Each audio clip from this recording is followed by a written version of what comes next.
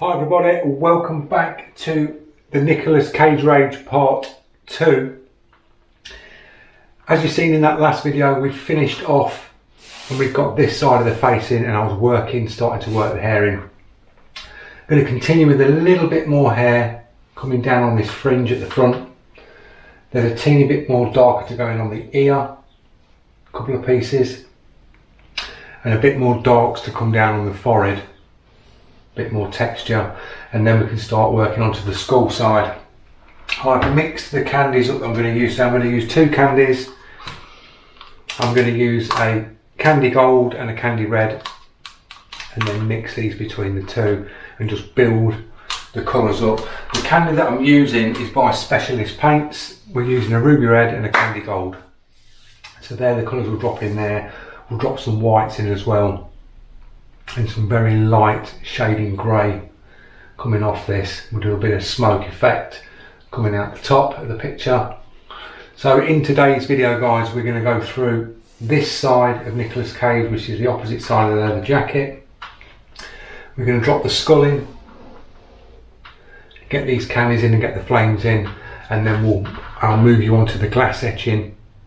We'll get a logo sorted, we'll cut the logo out, and then I'll run through the stages of the glass etching with you to finish this picture off, and we'll get a nice Ghost Rider logo putting on that dark side there on this picture. So bear with me guys, stick with me guys, and we will crack on with the Cage Rage Part 2.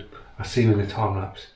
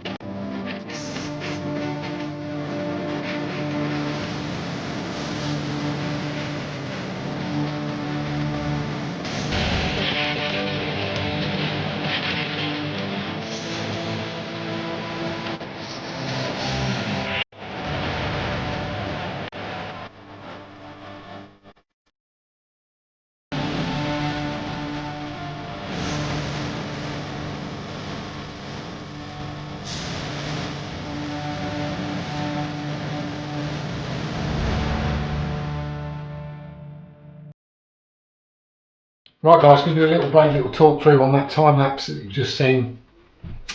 Started putting a little bit more hair in, a few highlights, and then we've worked down, put a little bit more in here, drop the rest of the t-shirt in coming round, and then put the drop shadow under that crease in there, top of the jacket edge, and then we just work the rest of the jacket in on that side. The next stage now guys, we're going to start working this skull up. It's a tiny bit of skull, a little bit of mouth, bit of the nose, socket of the eye, because a lot of this is flame. You've got a little bit of skull in here, but all this is flame coming through. So we'll start working this in next. Then we can work some background in, and then just go around and start sharpening bits up, highlighting bits. So yeah, I'll see you guys in the next time lapse. The paints that I'm using, I'm still in that same range of tones in the values, the 9. I've probably dropped a little bit of 10 in. 4, we've used shading grey, a carbon black, couple of drops with a shading grey mix thinned out, we've used that as well. That's about it. So we'll move on, get in the next stage, and we'll start working this skull through. See you in a bit, guys.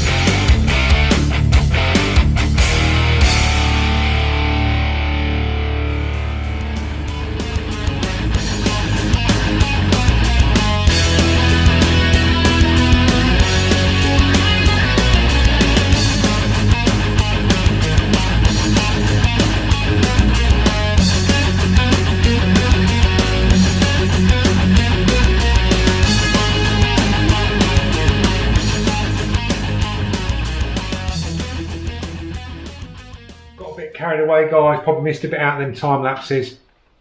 We've started dropping the flames in, we've pulled a bit of the bits of the skull in and darkened them. So I'll put a few burnt back bits here. Just going to keep working this fire now. The reference that I've got is really small on the screen, so it's hard to get this to match identical to that, so I'm going with my own flame style on this. Just going to go random in. We're going to drop some highlights in.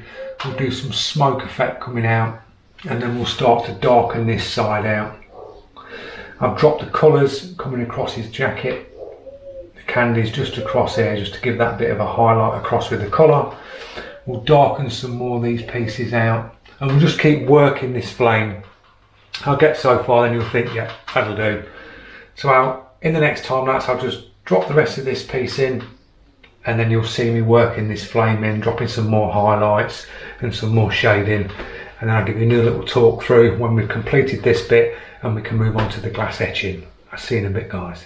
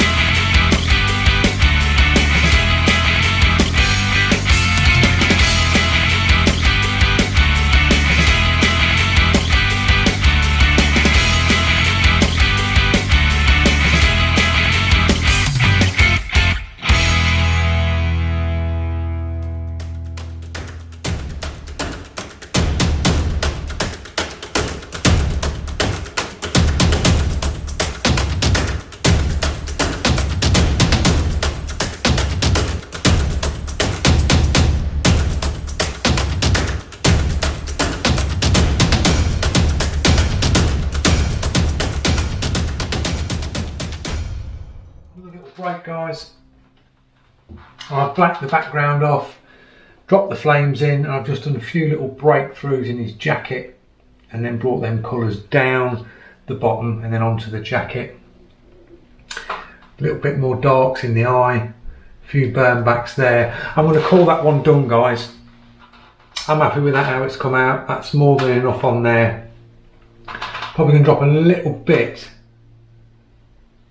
of shading in here and probably just darken this side out a little bit more, and then we'll call that one done.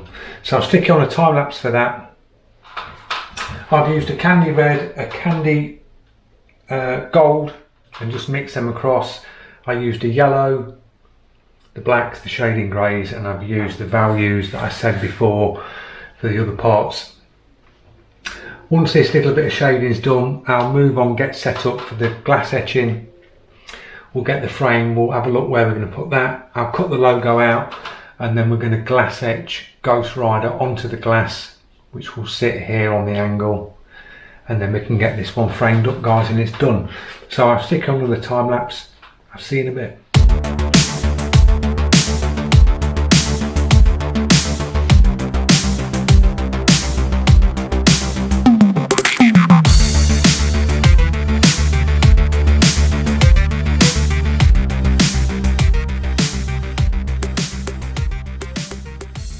There you go, guys, that's all complete. I've just dropped my signature in the bottom there, put a few more highlights in, dropped a little bit more shading around the hairline there. So that one's done, guys. We'll move on now to the etching stage. I'll get set up for that, and then I'll take you through that stage as well.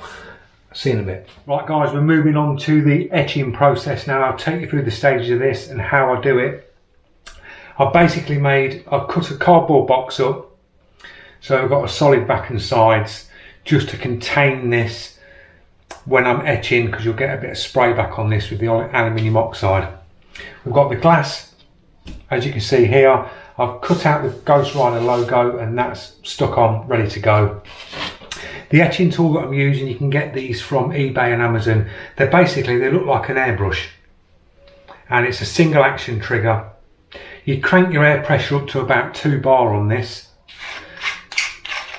You've unscrewed the top, and then you've got in the top there, if you can see that, you've got a chamber in there where the aluminium oxide would go, and then when you press the trigger, the air pushes up and it forces it out the front. So basically like a little miniature sandblaster. So what we'll do is we'll just top this up.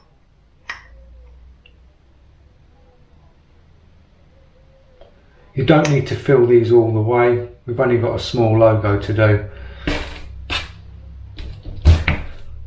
So that's filled up there. Screw your cap on. And then as soon as you press that, it'll start blasting out the aluminium oxide.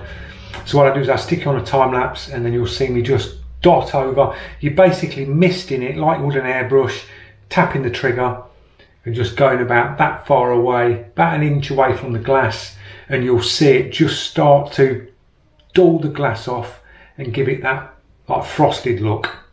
So I'll stick it on a time lapse and we'll get this done, guys.